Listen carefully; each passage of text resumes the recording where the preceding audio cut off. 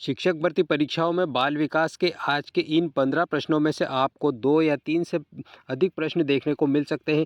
First question है आज का हमारा, एक बालक स्वयं खाने के स्थान पर मील बांटकर खाना पसंद करता है, वह बालक है। वो बालक किस प्रकार का है दोस्तों? एक बालक है जो खाना खाते समय स्वयं खाने के स्थान पर अपने मित्रों के साथ मिलकर बांटकर खाना पसंद करता है। वो बालक किस प्रकार का है? अंतर्मुखी व्यक्तित्व का है, बहिर्मुखी व्यक्तित्व का है, उभयमुखी व्यक्तित्व का है या फिर अनुशासनहीन व्यक्तित्व का है? दोस्तों, अगर कोई बालक अपने खाने को दोस्तों में मिल बांटकर खा रहा है, यानी बालक में बहिर्मुखी प्रतिभा है, बहिर्मुखी व्यक्तित्व का बालक है। करेक्ट आंसर इसका बी है।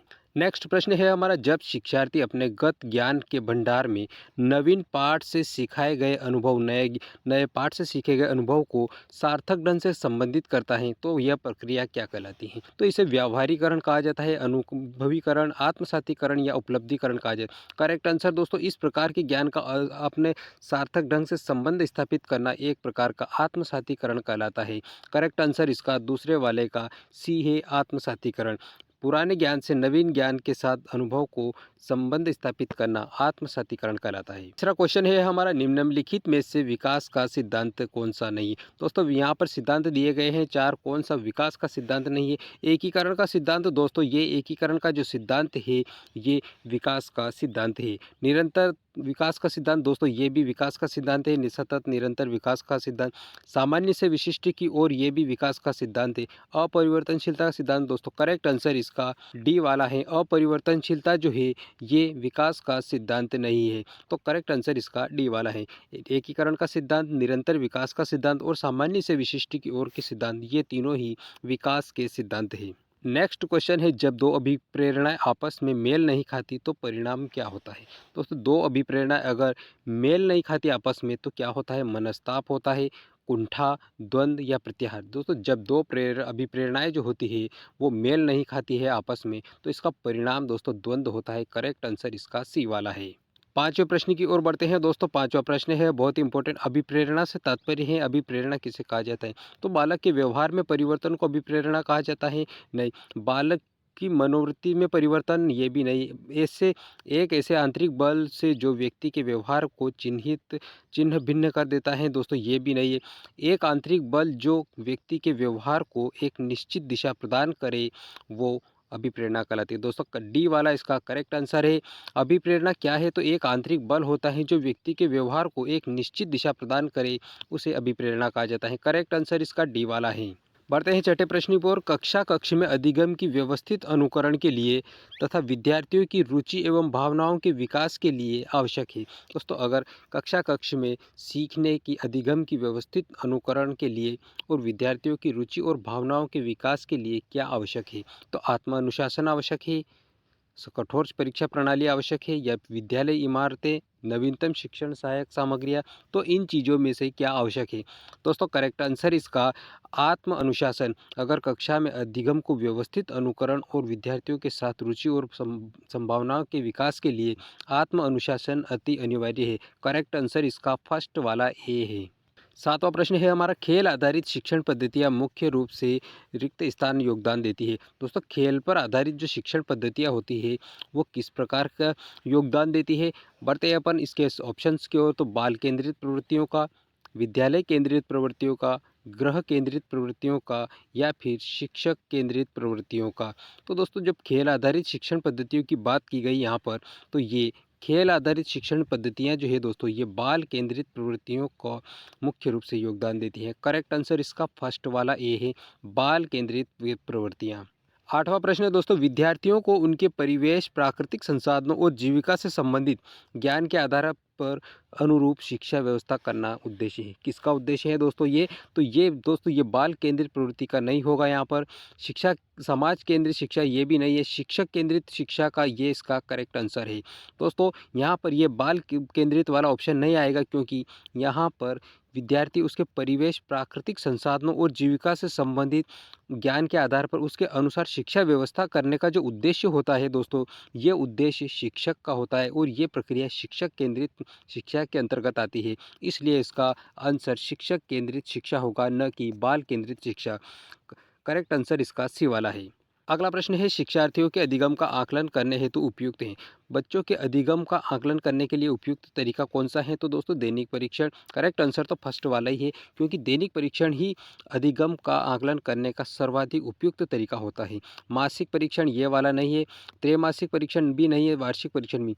दोस्तों शिक्षार्थियों के अधिगम के आकलन के लिए सबसे उपयुक्त जो तरीका होता है वो दैनिक परीक्षण है। करेक्ट आंसर इसका फर्स्ट वाला है। 9वां प्रश्न है, वह बालक जो अपने अध्ययन के मध्यकाल में अपनी कक्षा का कार्य जो कि उसकी आयु के अनुसार सामान्य है, बालक की आयु के अनुसार जो सामान्य कार्य है उसे करने में अगर वह असमर्थ हैं तो बालक हैं।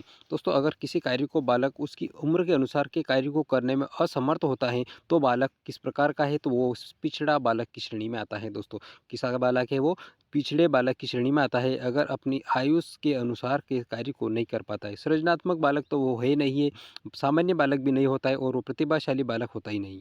10वां प्रश्न है, प्रतिभाशाली बालकों की समस्या है। दोस्तों प्रतिभाशाली बालक वे होते हैं जिनका आईक्यू लेवल बुद्धि लेवल 130 या 140 से अधिक होता है। प्रतिभाशाली श्रेणी में रखा जाता है इन बालकों को। दोस्तों प्रतिभाशाली बालक जो होते हैं इनकी समस्या है, किस प्रकार की समस्या? परिवार में समायोजन की ये समस्या नहीं होती है प्रतिभाशाली बालकों की। स्कूल में समायोजन, दोस्तों करेक्ट आंसर इसका बी वाला है, क्योंकि स्कूल में समायोजन करने में प्रतिभाशाली बालकों की बहुत समस्या होती है। आस पड़ोस में समायोजन ये भी नहीं है। कार्य करने में गति से संबंधित कोई समस्या नहीं होती। करेक्ट आंसर इसका बी वाला है। स्कूल में समायोजन की समस्या प्रतिभाशाली बालकों के लिए प्रमुख समस्या है। 11वां प्रश्न है, बालक का सामाजिक नेतृत्व निम्नलिखित में से किस तकनीकी पर निर्धारित होता है? दोस्तों यहाँ पर बात सामाजिक नेतृत्व के बारे में की गई, तो किस तकनीकी से निर्धारित होता है? तो सामाजिक नेतृत्व जो है दोस्तों ये समाज नीति तकनीकी के माध्यम से होता है। करेक्ट आंसर इसका डी वाला है। 12वां प्रश्न है, प्राथमिक विद्यालय में बालकों के गद्यात्मक कौशल विकसित करने में निम्नलिखित नहीं होता। दोस्तों गद्यात्मक कौशल को विकसित करने में क्या नहीं होता है? तो व्यक्तिगत अधिगम, अभ्यास, हस्तलेखन या अवांछित विश्राम। दोस्तों प्राथमिक विद्यालय के बारे में यहाँ पर बात की जा रही है, और बालक के जो गत्यात्मक कौशल है उनको विकसित करने में कौन सा ऑप्शन इसमें उपयुक्त नहीं है उसके लिए? तो व्यवस्थित अधिगम गत्यात्मक कौशल को बढ़ावा देता है, अभ्यास भी देता है, और हस्तलेखन भी व्यक्ति के गत्यात्मक कौशल को बढ़ावा देता है। अवांछित विश्राम इसका करेक्ट आंसर है, क्योंकि ये नहीं होता है। नेक्स्ट क्वेश्चन, किशोरावस्था के दौरान आत्म केंद्रित संज्ञानों का विकास इस अवस्था के साथ वह अन्य लोगों के ध्यान केंद्र में कहलाता है। दोस्तों किशोरावस्था के दौरान जो आत्म केंद्रित संज्ञानों का जो विकास होता है किस अवस्था के साथ अन्य लोगों के ध्यान केंद्र में कहलाता है? तो ये अवस्था के बारे में बात की गई, तो ये किशोर आत्म केंद्रित अवस्था के अंतर्गत इस ध्यान केंद्र में रहता है। कौन सी अवस्था? इसका करेक्ट आंसर इसका किशोर आत्म केंद्रित अवस्था। अस्मिता निर्माण इसका आंसर नहीं है, अस्मिता संकट भी नहीं, और भूमिका क्रांति ये भी नहीं। किशोर आत्म केंद्रिता इसका करेक्ट आंसर है। बढ़ते हैं नेक्स्ट क्वेश्चन की ओर। 1 वर्ष से कम आयु के शिशु में प्राय कौन सा संवेग नहीं पाया जाता? दोस्तों यहाँ पे संवेग के बारे में बात की गई है। शेषवावस्था का जो फर्स्ट वर्ष होता है, जन्म से 1 साल की बात की गई है, 12 माह की। इस वर्ष में आयु के में जो शिशु जो होता है वो कौन सा संवेग नहीं पाया जाता? इस आयु वर्ग में दुख का संवेग पाया जाता है, ईर्ष्या का संवेग दोस्तों इस अवस्था में नहीं पाया जाता। करेक्ट आंसर इसका बी वाला है, क्योंकि घृणा, 1 वर्ष के बालक को घृणा के बारे में किसी प्रकार की जानकारी नहीं होती है। तो दोस्तों दुख का संवेग पाया जाता है, भय भी पाया जाता है, और आनंद का संवेग भी 1 माह में आ जाता है, इसलिए आनंद का संवेग भी पाया जाता है। 1 वर्ष के बालक में दुख, भय और आनंद के संवेग पाए जाते हैं, लेकिन ईर्ष्या का संवेग 1 वर्ष की अवस्था में नहीं आता है। ये उम्र बढ़ने के साथ साथ 2 वर्ष तक ईर्ष्या यानी घृणा के संवेग उसमें आने लगते हैं। करेक्ट आंसर इसका बी वाला है। अगला प्रश्न है दोस्तों, भाषा विकास को प्रभावित करने वाला तत्व नहीं। दोस्तों यहाँ पर 4 तत्व दिए गए हैं जो कि भाषा के विकास, लैंग्वेज डेवलपमेंट से संबंधित है। भाषा को विकास के प्रभावित कौन नहीं करता है? तो दोस्तों बुद्धि लब्धि जो होती है, बुद्धि तो भाषा को प्रभावित करती ही है। परिवार का आकार भी दोस्तों बुद्धि को प्रभावित करने में मदद करता है, उसको समस्या पैदा करता है। यौन भिन्नता भी बुद्धि को प्रभावित कर सकती है। शारीरिक गठन दोस्तों इसका करेक्ट आंसर है। शारीरिक गठन से बुद्धि भाषा विकास का कोई संबंध नहीं होता है, इसलिए भाषा विकास को प्रभावित करने वाले तत्वों में शारीरिक गठन का कोई महत्व नहीं होता है। बुद्धि लब्धि, परिवार का आकार और यौन भिन्नता भाषा विकास को प्रभावित करती है। दोस्तों जानकारी आपको पसंद आई तो वीडियो को लाइक और चैनल को सब्सक्राइब जरूर कर दीजिए। इसी प्रकार के हाई लेवल के क्वेश्चंस मिलेंगे आपको देखने को। मिलते हैं अगले वीडियो में, तब तक के लिए आपको बहुत बहुत धन्यवाद।